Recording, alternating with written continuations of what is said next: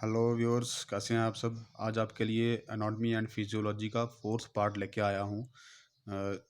तो इस वीडियो को बनाने में काफ़ी मेहनत की गई है क्योंकि इस वीडियो को ट्रांसलेट किया गया है हिंदी भाषा में। तो ध्यान से देखिएगा इस वीडियो को। तो चलिए शुरू करते हैं। Soleus muscle is unipennate, B bipennate, C spindle shaped या फिर रेक्टेंगुलर। तो जो सोलस मसल जो होता है वो हमारा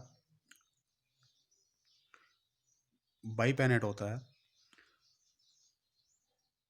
यानी हिंदी में भी इसको देख लेंगे हम। सोलस की मांसपेशियां हैं, ए यूनिपेट, बाईपेनेट, सी स्पिंडल के आकार की या फिर आयताकार की। तो बाईपेनेट जो इसका आंसर सही रहेगा।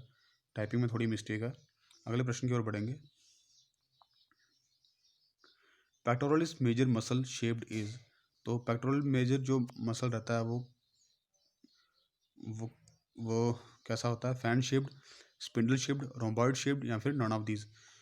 तो पेक्टोरल प्रमुख मांसपेशी आकार का एक है, पंखे के आकार की या स्पिंडल आकार, रोम्बॉइड आकार या इनमें से कोई नहीं। तो पेक्टोरल जो मसल जो रहता है वो फैन शेप रहता है, यानी कि पंखे के आकार की। यहाँ पर हिंदी में भी थोड़ी टाइपिंग की मिस्टेक है, तो फैन शेप रहेगा पेक्टोरल मेजर मसल। अगले प्रश्न की ओर बढ़ेंगे। Sternomastoid muscle is found in leg, abdomen, neck और चेस्ट। स्टेरनोमोस्टाइड मांसपेशी एक में पाई जाती है पैर, पेट, गर्दन या छाती पर।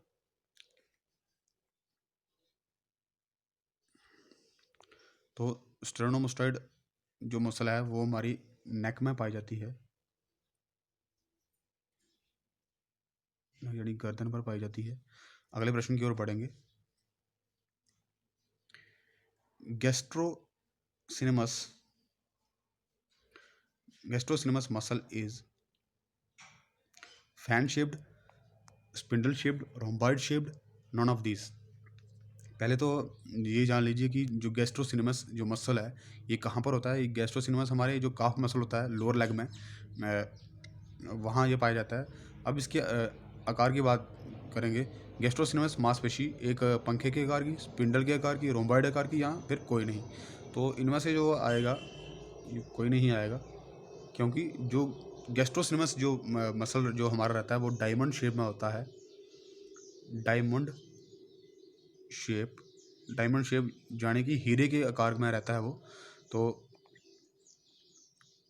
अगले प्रश्न की ओर बढ़ेंगे। Vastus medial is located in thigh, upper limb, abdomen, none of these. Vastus medial एक में स्थित है, जांग, ऊपरी अंग, पेट या इनमें से कोई नहीं। तो इसका जो सही आंसर रहेगा वो थाई रहेगा। अगले प्रश्न की ओर बढ़ेंगे।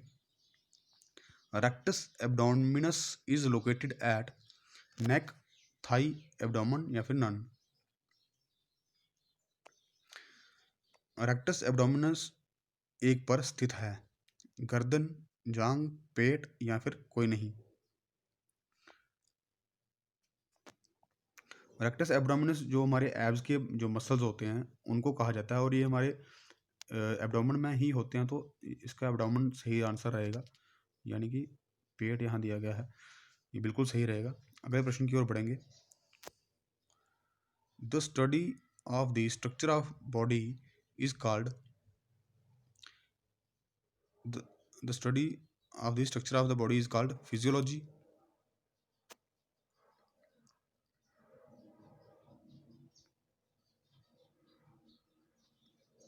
anatomy, biology या फिर नन।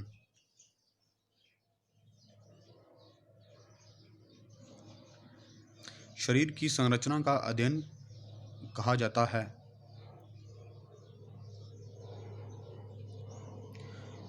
शरीर क्रिया विज्ञान, शरीर रचना विज्ञान, जीव विज्ञान या फिर कोई भी नहीं।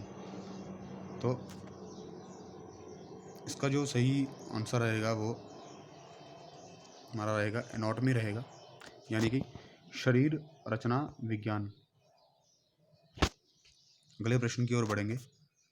The study of the function of the human body is called physiology, anatomy, biology, none of these. मानव शरीर के कार्यों का अध्ययन एक कहा जाता है। क्रिया विज्ञान, शरीर रचना विज्ञान, जीव विज्ञान या इनमें से कोई नहीं।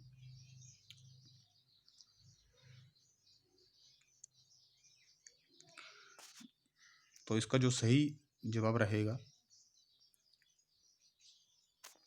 फिजियोलॉजी, इसका सही रहेगा,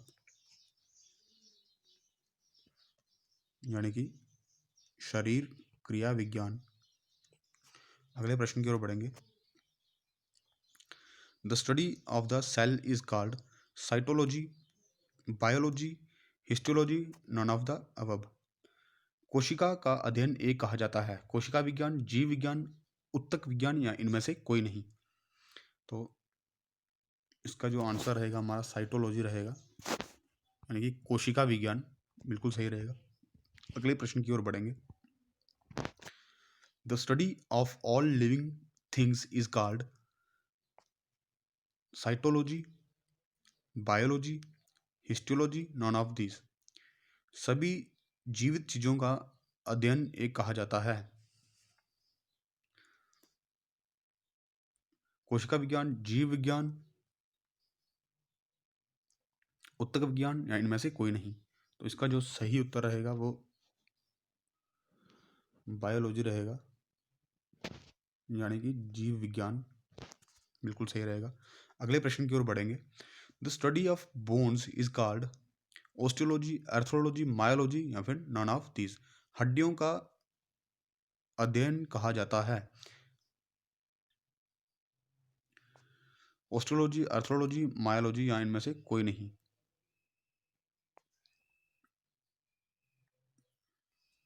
तो ओस्टियोलॉजी इसका बिल्कुल सही रहेगा। अगले प्रश्न की ओर बढ़ेंगे। The study of joints is called osteology, arthrology, myology, neurology. जोड़ों का अध्ययन कहा जाता है। ओस्टियोलॉजी, आर्थ्रोलॉजी, मायोलॉजी या फिर न्यूरोलॉजी। तो इसका जो सही उत्तर रहेगा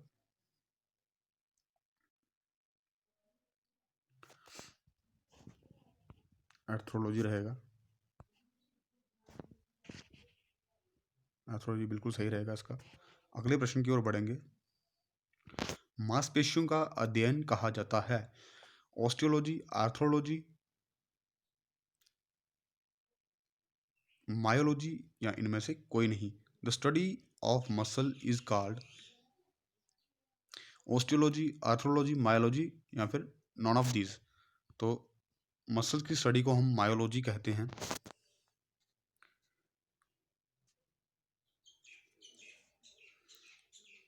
मायोलॉजी या फिर मांसपेशियों का विज्ञान कह सकते हैं हम इन्हें। अगले प्रश्न की ओर बढ़ेंगे। The study of organ of viscera is called myology, neurology, splanchnology, none of the above. विस्फर के अंगों का अध्ययन कहा जाता है। मायोलॉजी, स्नायु विज्ञान, स्प्लैंक्नोलॉजी या उपरोक्त में से कोई नहीं। तो इसका जो सही जवाब रहेगा वो रहेगा स्प्लैंक्नोलॉजी रहेगा, इसका बिल्कुल सही जवाब। अगले प्रश्न की ओर बढ़ेंगे। तंत्रिकाओं और तंत्रिका संरचना का अध्ययन कहा जाता है। मायोलॉजी, स्नायु विज्ञान, एर्थ्रोलॉजी, उपरोक्त में से कोई भी नहीं। The study of nerves and nerve structure is called. तो इसका जो सही आंसर रहेगा वो रहेगा हमारा न्यूरोलॉजी, यानी कि स्नायु विज्ञान। अगले प्रश्न की ओर बढ़ेंगे। इससे पहले अगर व्यूअर्स आपने मेरे अभी यूट्यूब चैनल को अभी तक सब्सक्राइब नहीं किया है तो कृपया सब्सक्राइब कर लें और वीडियो को ज़्यादा से ज़्यादा शेयर करें, लाइक करें। और कहीं भी किसी भी क्वेश्चन में कोई दिक्कत है या परेशानियाँ तो आप उसको कमेंट कर सकते हैं। शुरू करेंगे। A canal-like structure lying next to the nucleus and involved in the secretion activities of the cell is mitochondria, Golgi apparatus, ground cytoplasm, none of these. नाभि के बगल में स्थित डकली जैसी एक नहर और सेल की स्टीक गतिविधियों में शामिल है। तो इसका जो सही मिला है माइटोकॉन्ड्रिया, गोल्गी उपकरण, ग्राउंड साइटोप्लाज्म या इनमें से कोई नहीं। तो इसका जो सही उत्तर रहेगा वो रहेगा हमारा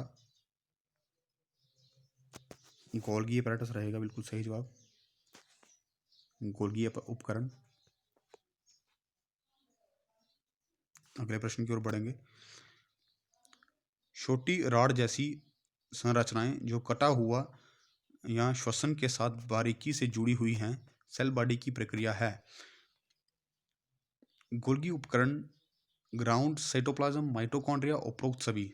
small rod like structures which are closely connected with catabolic or respiratory process of the body is Golgi apparatus, ground cytoplasm, mitochondria या फिर all of the above।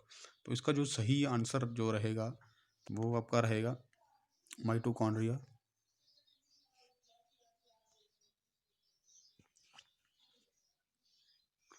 अगले प्रश्न की ओर बढ़ेंगे।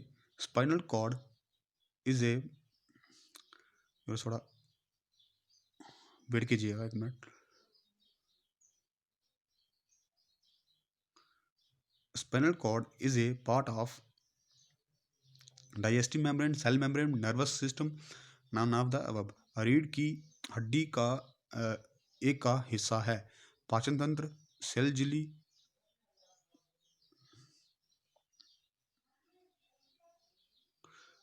तंत्रिका तंत्र, उपरोक्त में से कोई भी नहीं। तो इसका जो सही जवाब रहेगा वो रहेगा आपका नर्वस सिस्टम यानी कि तंत्रिका तंत्र। अगले प्रश्न की ओर बढ़ेंगे। एक साथ समूहीकृत किए गए केंद्रीय और परिधीय प्रणालियों को एक बुलाया जाता है। सेरिब्रोस्पाइनल तंत्रिका तंत्र, श्वसन प्रणाली, मूत्रजनन प्रणाली, उपरोक्त में से कोई भी नहीं। The central and peripheral system when grouped together are called cerebrospinal nervous system, respiratory system, urogenital system या फिर नॉन ऑफ द अबव। तो इसका जो सही आंसर रहेगा सेरिब्रोस्पाइनल नर्वस सिस्टम, ये सही रहेगा, सेरिब्रो तंत्रिका तंत्र। लास्ट प्रश्न। Latissimus dorsi is located eight, जो लेटिसमस डोर्सी रहता है वो हमारा कहाँ लोकेट होता है? तो लोअर बैक, यानी कि जो हमारे विंग्स के जो आसपास के जो मसल्स होते हैं इसको लैट्स कहते हैं या फिर लेटिसमस डोर्सी।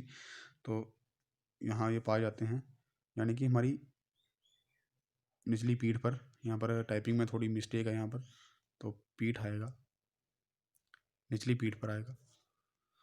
सो व्यूअर्स, ये थे हमारे आज के क्वेश्चन। अगर वीडियो अच्छी लगी हो तो लाइक करें, शेयर करें, और अभी तक चैनल को सब्सक्राइब नहीं किया है तो सब्सक्राइब कर लें। So thanks for watching. जय हिंद, जय भारत।